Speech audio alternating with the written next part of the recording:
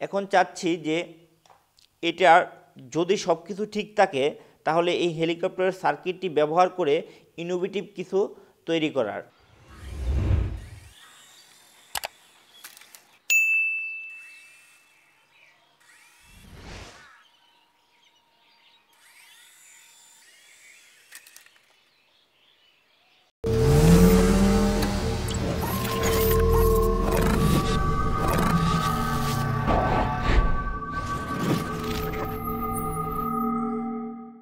সুপ্রিয় দর্শক মণ্ডলী, হাজির হলাম বিডিমেট চ্যানেলের আরও একটি নতুন ভিডিও নিয়ে।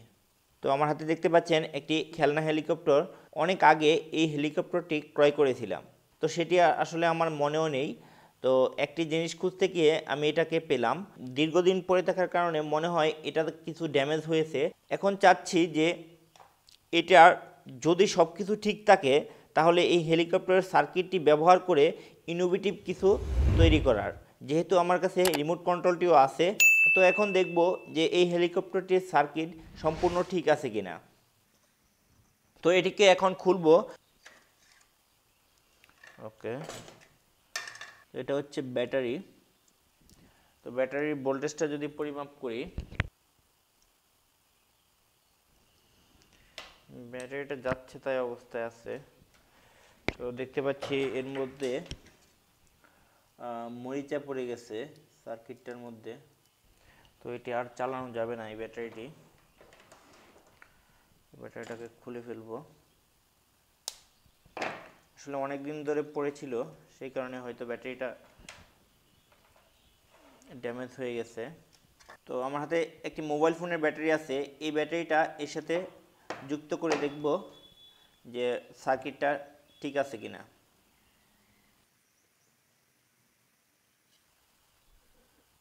ব্যাটারিটা সংযুক্ত করার পরেই যেহেতু সুইচটা অন আছে, তো লাইট জ্বলতেছে, চালু হয়ে গেছে।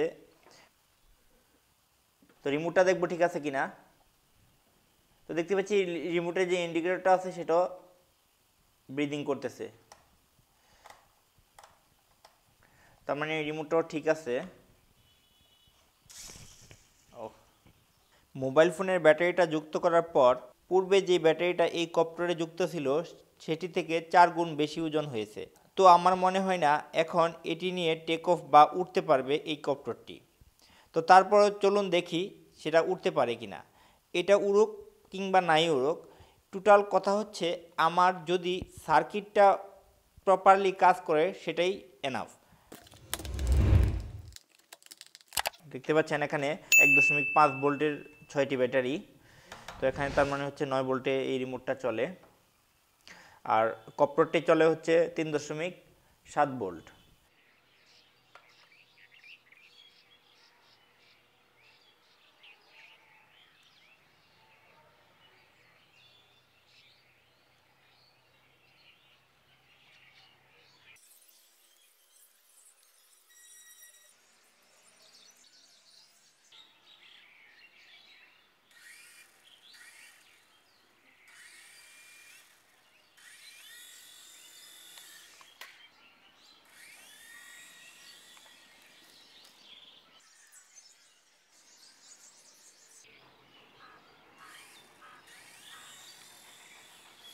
তো সুপ্রিয় দর্শক মণ্ডলী, দেখতে পাচ্ছেন এই ব্যাটারিটা নিয়ে উঠতে পারছে না, বারবার পড়ে যাচ্ছে।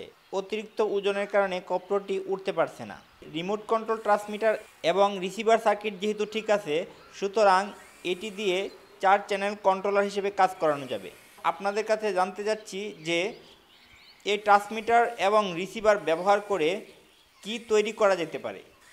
কাজের কোনো কিছু তৈরি করতেই এটি ব্যবহৃত হবে। তো সেই জন্য আপনাদের যদি কোনো আইডিয়া থাকে তাহলে কমেন্ট বক্সে লিখুন।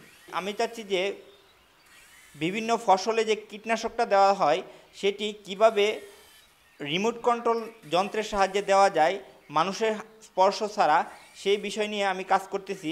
এই ট্রান্সমিটার এবং রিসিভার ব্যবহার করে এমন একটা কিছু তৈরি করা যেতে পারে, অথবা আপনাদের কোনো ধারণা থাকলে সেটাও আমাকে শেয়ার করতে পারেন। আপনাদের মতামতের উপর ভিত্তি করেই পরবর্তীতে এটি দিয়ে কাজের কোনো কিছু তৈরি করার চেষ্টা করব। আর যদি এটি দিয়ে সম্ভব না হয় তাহলে অ্যান্ড্রয়েড ফোনের মাধ্যমে কিভাবে মেশিন কন্ট্রোল করে কীটনাশক দেওয়া যায় সেই বিষয়ে চেষ্টা করব। তো আশা করি খুব শীঘ্রই আপনারা দেখতে পাবেন। আপনাদের যদি কোনো কিছু জানার থাকে বা অনেকেই চান আমার সাথে কথা বলতে, তো যা করতে হবে, বিডিমেট চ্যানেলে একটা ফেসবুক পেজ আছে, সেই পেজে একটি মোবাইল নাম্বারও দেওয়া আছে। কল করে অথবা মেসেজের মাধ্যমে আপনি আমার সাথে কথা বলতে পারেন। আর যদি আপনাদের কোনো সমস্যা থাকে তাহলে বিডিমেট চ্যানেলে একটা ফেসবুক গ্রুপ আছে, সেই গ্রুপে জয়েন হয়ে আপনারা পোস্টের মাধ্যমে আমাকে জানাতে পারেন। সেই ক্ষেত্রে আমি সর্বাত্মক চেষ্টা করব আপনাকে সঠিক ওয়েটা বলে দেওয়ার। পেজ ও গ্রুপের লিঙ্ক ডেসক্রিপশন বক্স এবং ফার্স্ট কমেন্টে দেওয়া আছে। তো দেখা হবে অন্য একটি ভিডিওতে নতুন কোনো বিষয় নিয়ে। সেই আশাবাদ ব্যক্ত রেখে আজকের মতো বিদায় নিচ্ছি। আল্লাহ হাফেজ।